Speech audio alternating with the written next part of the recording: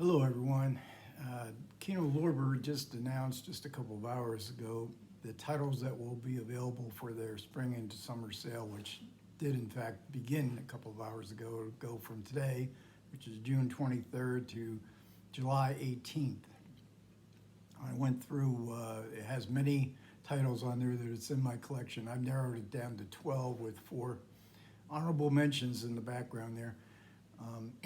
But I went through it as soon as it was posted. I went through the titles. There's 800 plus titles, and they seemed, the second time I went through it, there was more titles being added to it. So it's the kind of sale you can go back and there might be titles again, which is newer titles, and so it's worth going back if you make more than one purchase.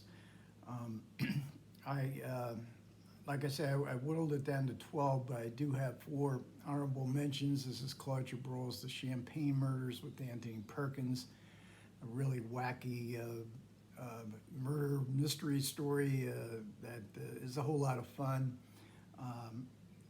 Richard Lester's Cuba, one of his lesser films, and that's the general consensus of with Sean Connery as the star. I don't know. It's certainly a heavily flawed movie, but it's a heck of a lot of fun. It's a beautiful film to look at. They actually filmed it in Spain, setting. They weren't able to film in Cuba, but they did film it in Spain, and it has great local color, and it just goes totally wacky at the end. And then there's Rawhide, which is a Henry Hathaway Western, starring Tyrone Power, Susan Hayward. It's like, I think, one of the inspirations for The Hateful Eight from Tarantino. It's got a great story. Henry Hathaway doesn't make 2.5-hour movies. This is over very quickly. And, it's a prime example, I think, of Hollywood studio filmmaking at its best. And then the last of the honorable mentions is The Tarnished Angels with Rock Hudson and Robert Stack, Dorothy Malone. Douglas Sirk movie, widescreen, black and white, great aerial photography, and very, very good melodramatic story, and a really good black and white restoration. All right, but let's get to the the 12 that I've narrowed it down to. Like I said, I could have done a lot more, but who wants to listen to me babble for 30 minutes? But and I'm going to, for the most part, these are below the radar kind of movies, the kind of movies I like, termite art, the movies that get overlooked. If you are set up for UHD, which I unfortunately no longer am, there's a whole bunch of UHDs that are going on that Kino has released in the past year or so that are. I think they're like $15. I think all of these are either $9 or less, the ones I'm going to show. So let's just get going. This is Agua e la Campagna, Agua and Her Friends. This is by an Italian director who is one of my favorites, Antonio Pietrangeli. He does have a film in the Criterion collection, I Knew Her Well, but he made a couple films before that. He died relatively young. I think he was only like 58 or 59 while he was making a film. He drowned tragically. But boy, these films need rediscovering, and luckily, and this is a really good one with Simone Signoret, Sandra Milo, Marcello Mastroianni. Now he's actually top billed, but on the cover here, but he has a small part. Mastroianni was not averse to taking small roles in movies that he really liked and parts he really wanted to play. It covers a group of prostitutes. Prostitution is made illegal. They are financed by a wealthy man who's actually runs the brothels that were closed down, and he wants them to turn tricks, but they begin to like their running a restaurant, and they're successful at it, and so there's a lot of tension, a lot of drama. Pietrangeli was known for his abrupt and often very sad endings, and this one is very much akin to that. Next up is the Mitchell Leisen film, Arise My Love, starring Claudette Colbert, Ray Milland. Kino has done a whole lot of Colbert movies from the 30s and 40s. This looks like a rollicking comedy, and there is a great deal of comedy in it and a great deal of chemistry between Colbert and Ray Milland, but this is a war film. She finagles, Ray Milland is imprisoned in Spain by the Franco regime. Claire Colbert impersonates his supposed wife and manages in a hairbreadth escape to get him released. But then they run into the onset of World War II, a Billy Wilder, Charles Brackett screenplay, and really unusual, kind of adventurous kind of movie. It goes from here to there, and it has many different moods, but it's a great entertainment. Next up is a French film, and this is Buffet Freud from 1975, and there is a Kat Ellinger commentary, a really good Kat Ellinger commentary in this film. There's no commentary in this one. This is Buffet Freud from Bertrand Blier, the director. His father is Bernard Blier, one of the great French stage and movie actors, a lot of great films, and that's Gerard Depardieu in the middle. This is sort of a black comedy, existentialist comedy. It's about murder. It's a city, nighttime city film noir, and then it goes out into the countryside. And haunting, suddenly Carol Bouquet, who was in a James Bond movie, Bond girl or something, I forget which one it was. She comes and she has this very mysterious face, and the movie just, what was the American movie? Little Murders. If you like the sort of vibe of Little Murders, you might like the vibe here of Buffet Freud. Nick Pinkerton commentary for this one. Next up, I don't think I've ever shown this film or talked about it before, Colonel Riddle. This is from 1985, Hungary. Great Hungarian director István Szabó and the great Klaus Maria Brandauer. They made 3 films together. Confidence is also in this sale, that Szabó and Brandauer. He is just one of the great actors. He was also a villain. He was a Bond villain. Again, my memory doesn't serve me well, but if you know Bond films, you'll recognize Klaus Maria Brandauer. It's a great story. It's a historical story. Colonel Riddle was a historical figure who very famously got into big-time trouble in espionage and counter-espionage and at the high levels of the Austrian-Hungarian Empire. It's really a beautiful, beautiful film. As you can see, the costumes and the period detail is just really beautiful. Next up is a Louis Buñuel film, Death in the Garden, and this is from 1956. And Buñuel in the 50s made a lot of Mexican movies. Hopefully someday we'll get them back. We'll get some really good restorations and Blu-rays of his Mexican films, which are absolutely superb. One time I was a member of a film society, and we were able to see almost all of Buñuel's Mexican movies, and quite a great experience. But this was one of his international films from the 1950s, Death in the Garden.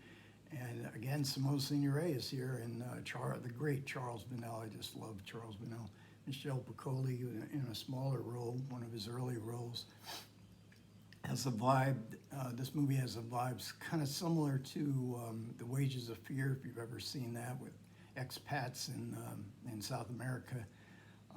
There's upheaval, political upheaval, and they are all accused of robbery and kind of framed for it, and the only way they can escape is through the jungle. It's a very atypical Louis Buñuel film. It's a great adventure story. It's the kind of film that points out, illustrates that had what kind of films would Louis Buñuel have made had he able to establish himself in the years that he spent in Hollywood when right after the war, when he was unable to establish himself in Hollywood, because this is at least, you know, in the outlines, this is a real kind of Hollywood adventure movie.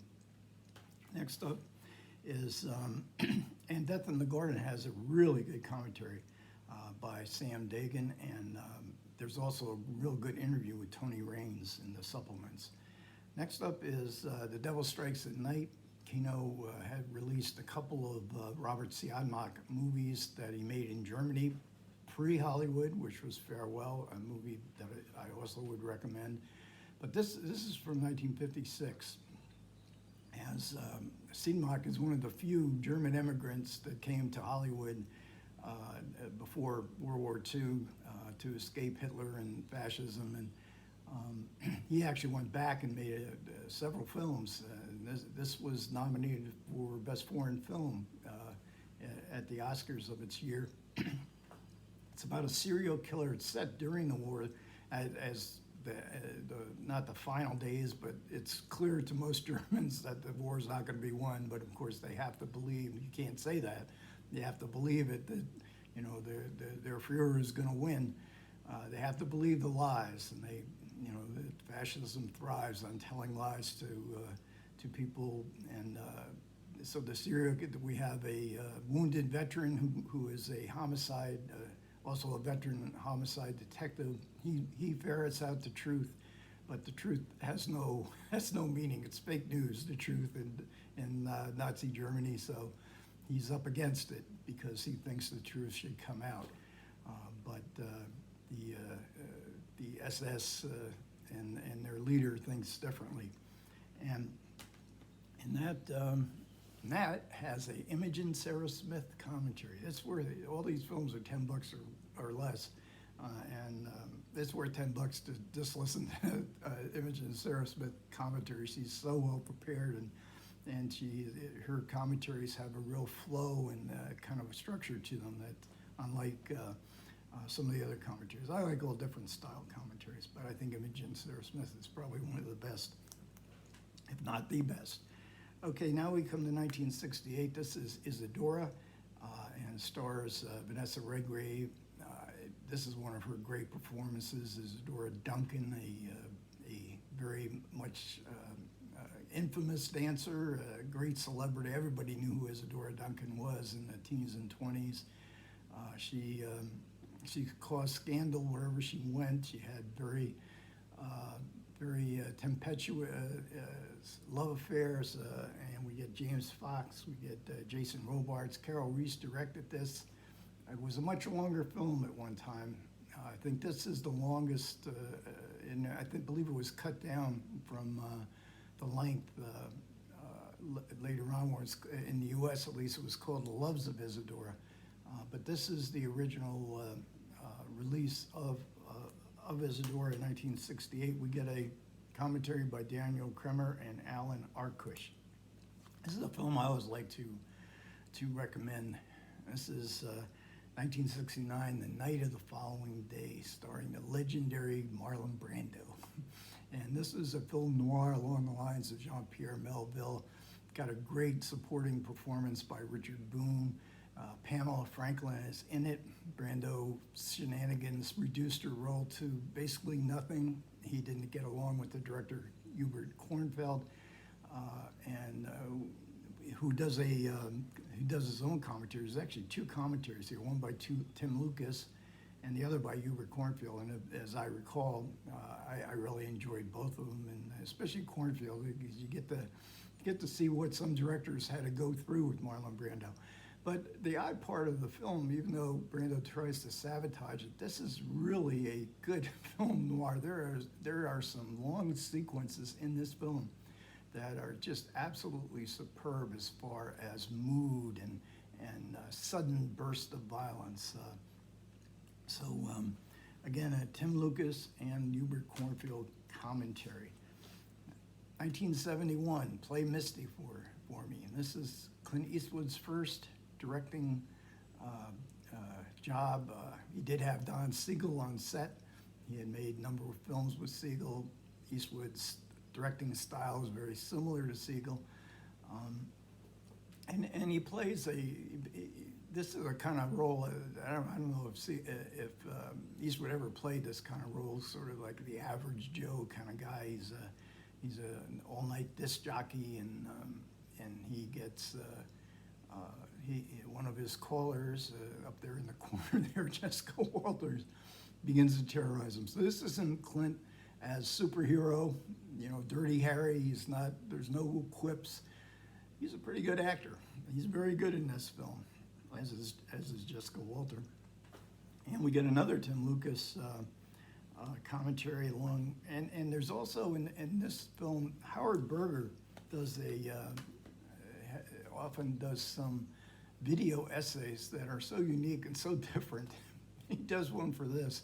It's just you make it the things he sees in the film, and this is a visual essay kind of thing, is he sees things that I never saw, and sometimes I think he reaches a little too far, but they are really good visual essays, and this is the best of the ones I think I've ever seen him do. Next up, Secret Ceremony, a Joseph Losey film, and this is from 1968. Mia Farrow at the height of her waifdom. I mean, she could play this part. This is the movie she made right after Rosemary's Baby. And I mean, she is just so suited for this role. Elizabeth Taylor also, a very good role as they play a sort of fake mother-daughter relationship.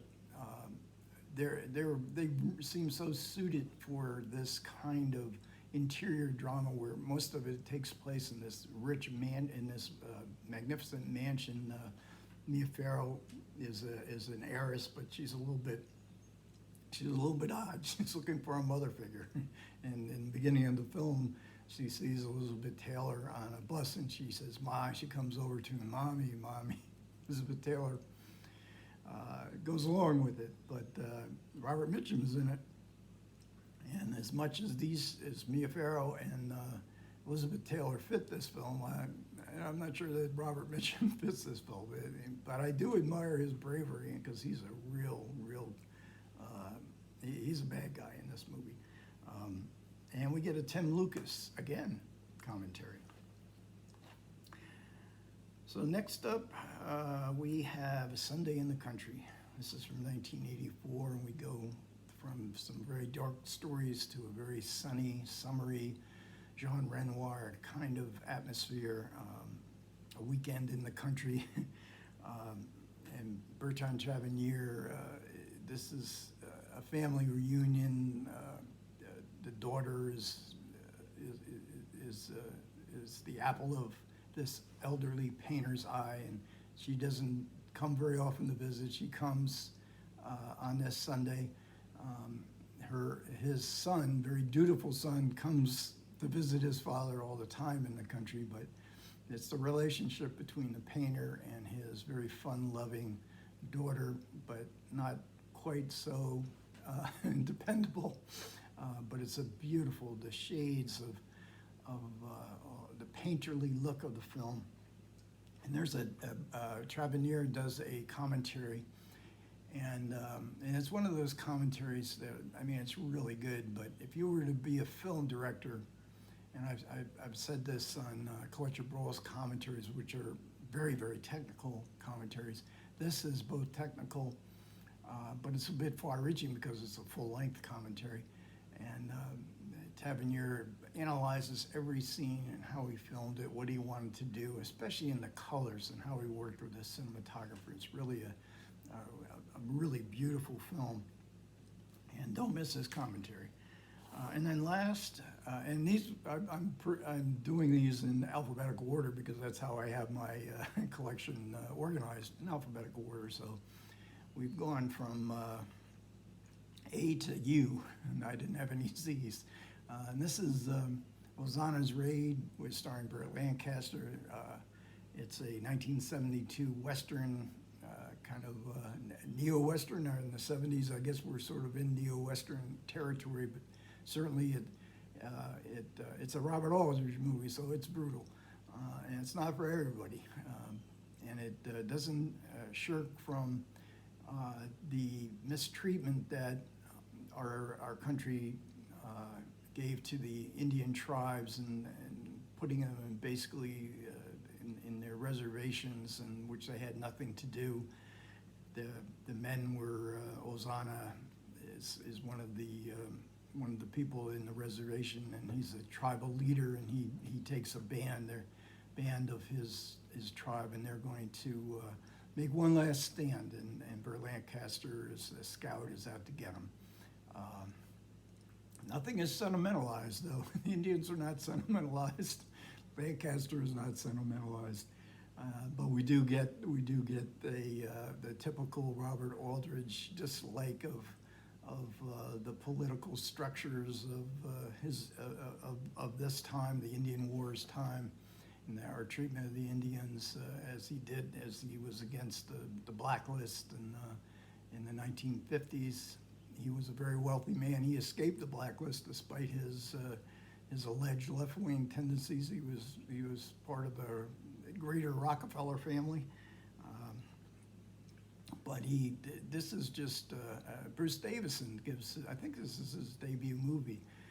And he's the young rookie, idealistic rookie officer that wants to go by the book. You never go by the book in a Robert Aldrich movie. Davison learns the facts of life from Burt Lancaster in this movie, and so it's their relationship, but also the kind of, even though they don't have, I think they may have one or two brief scenes together, but it's the Lancaster versus Ozana in the track down. Okay, so I went on a little bit longer than I really wanted to do, but this is, I'm not sure what I'm going to get yet, but I will make one sale, so I'll probably wait for a couple weeks to get to mine. But any movies, hopefully I recommended some movies that you might not have thought about. But have fun if you do it. And again, most of these are $10 in Kino sales. You can need $50 to get free shipping. They are a great company. I've bought from them for years, and I always get great service from them. Might take a little bit longer than normal from Kino, but because of the high volume that their sales, they have 800 titles, so you know it's going to be a high volume sale. Okay, thanks a lot for listening. I do appreciate it. Comments are welcome. Any movies that you recommend or you'll be picking up, please leave in the comments. Take care.